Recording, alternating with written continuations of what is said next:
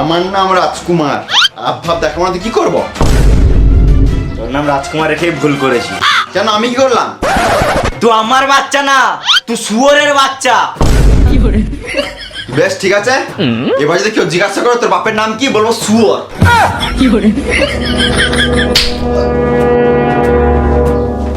বাথরুমে কি করছিলিস? কেন, সকালে যেটা সবাই করে ওটাই করছিলাম। তুই যেটা করছিলি ওটা সবাই সকালে করে না। বাথরুমে কি পড়েছিল? কি হয়েছে? দেখতে পাচ্ছিস না পুরো মাথা ফেটে গেছে। ওটা শ্যাম্পু পড়েছিল। কি তুই তো বললি এখনই পায়খানা করতে গেছিলাম। তাহলে কোনো রকম শ্যাম্পু পড়ে গেছিল মনে হয়। কিন্তু আমি তো ঘরে 2 সপ্তাহে কোনো শ্যাম্পু আনি নাই। তাহলে নাকের ফোঁটা হবে মনে হয়। নাকের ফোঁটা নাকি নুনুর ফোঁটা? দাঁড়া, তোর সব কুটকুটি মেরে দিছি। আমার কোনো কুটকুটি নাই। তাহলে দিনে দুপুরে মারছিস কেন? ঘরে যা মশা, মারতে তো হবেই।